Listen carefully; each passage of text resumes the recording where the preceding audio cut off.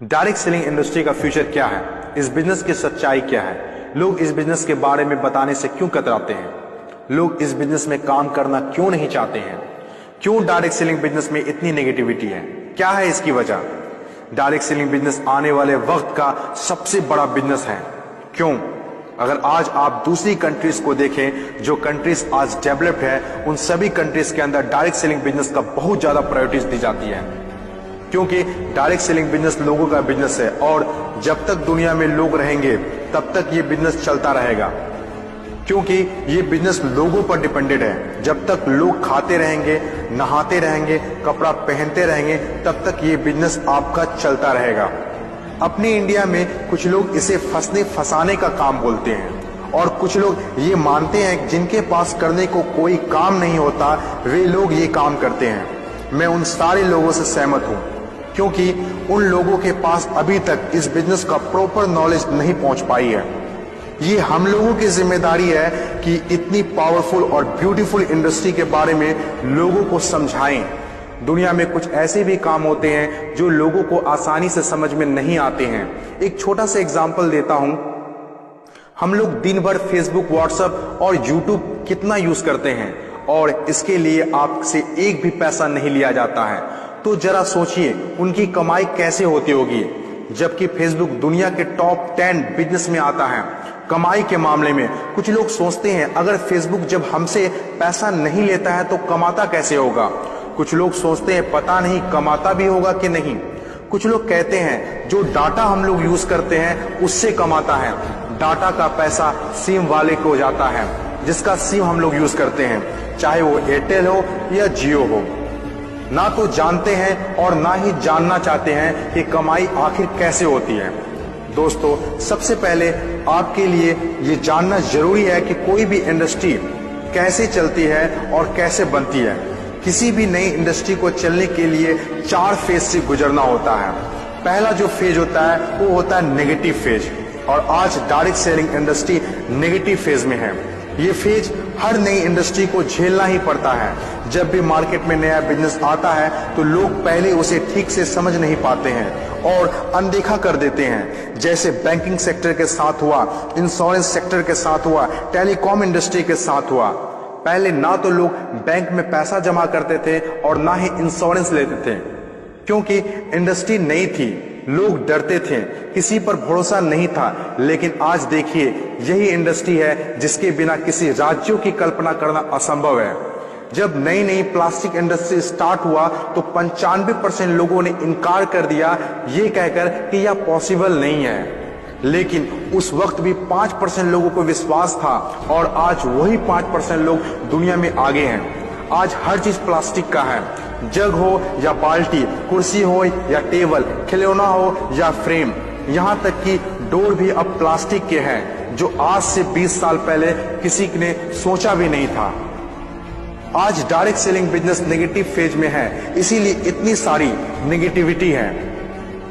और जब ये पॉजिटिव फेज की तरफ बढ़ता जा रहा है, नेगेटिव फेज में होने के बावजूद भी इस इंडस्ट्री ने कई लोगों की जिंदगियां बदल दी। दूसरा जो किसी भी इंडस्ट्री को फेस करना होता है वो दूसरा फेज होता है पॉजिटिव फेज।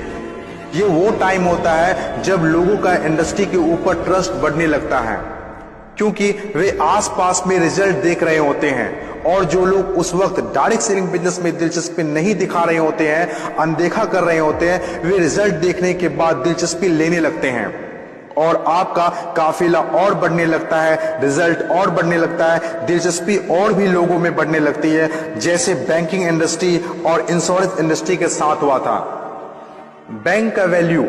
बैंकिंग इंडस्ट्री का वैल्यू तब पता चला होगा लोगों को जब किसी का पैसा घर में सुरक्षित नहीं रहा होगा। इंश्योरेंस के वैल्यू तब लोगों को पता चला होगा जब किसी के एक्सीडेंट होने के बाद उसके घर वाले को पैसा मिला होगा। तीसरी जो किसी भी इंडस्ट्री का फेज होता है वो होता है ग्रोथ फेज। जब एक बार लोगों को इंडस्ट्री पर भरोसा होने लगता है तो उनकी ग्रोथ बहुत तेजी से होने लगती है, क्योंकि ऐसे फेज में लोगों को ज्यादा समझाने की जरूरत नहीं होती है। और जब तक कोई कंपनी ग्रोथ फेज में नहीं आती है तब तक लोग उसके साथ जुड़ना पसंद नहीं करते हैं और जैसे कंपनी ग्रोथ फेज में एंटर करती है तो लोग उसके साथ ऑटोमेटिक जुड़ना और काम करना स्टार्ट कर देते हैं। चौथी और आखिरी फेज, हर इंडस्ट्री को इससे गुजरना ही होता है, कंपटीशन फेज।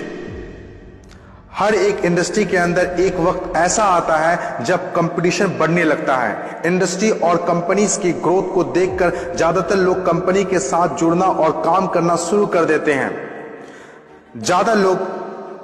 ज्यादातर लोग ज्यादा प्रॉफिट के चक्कर में कंपटीशन होने लगता है, फिर चाहे कोई सेक्टर हो, बैंकिंग सेक्टर हो, टेलीकॉम सेक्टर हो या ऑनलाइन शॉपिंग हो। आज के टाइम पर हर सेक्टर में हाई लेवल कंपटीशन है। ये टाइम हम सब के लिए बेस्ट टाइम है इस इंडस्ट्री को जानने के लिए, समझने के लिए और इसे करने के लिए। According to FICCI, direct selling industry का मार्केट साइज 6000 करोड़ आंका गया है। आज तक जितना हुआ है उसको देखते हुए फिक्की ने डिक्लेयर किया है कि डायरेक्ट सेलिंग बिजनेस 2020 से 25 तक 645 अरब तक की हो जाएगी। आपको इस बात को जानना बहुत जरूरी है कि अमेरिका, ऑस्ट्रेलिया, चीन, जापान, कोरिया और सिंगापुर जैसे बहुत बड़ी बड़ी डेवलप्ड कंट्रीज ने डायरेक्ट सेलिंग बिजनेस को बहुत हद तक अपना लिया है और वहां के सिटीजन भी बहुत जागरूक हैं। बदलाव के बिना तरक्की नहीं की जा सकती है और जो लोग अपने सोचने का तरीका नहीं बदल पाते हैं वे लोग अपनी जिंदगी में कुछ भी नहीं बदल पाते हैं। नोकिया, कोडेक जैसी बड़ी बड़ी कंपनियां चलाने वाले लोग भी अपने सोचने का तरीका नहीं बदल पाए, इसीलिए अपनी शानदार शुरुआत के बाद भी वो वक्त के साथ इतिहास के हिस्सा बन गए। इन तमाम बातों में से मैं एक बात बताना चाहता हूं, बदलाव ही प्रकृति का नियम है। बदलना तो तय है, जो वक्त से पहले बदल गया उनकी जिंदगी बदल गई और जिसे वक्त ने बदल दिया उनकी भी जिंदगी बदल गई।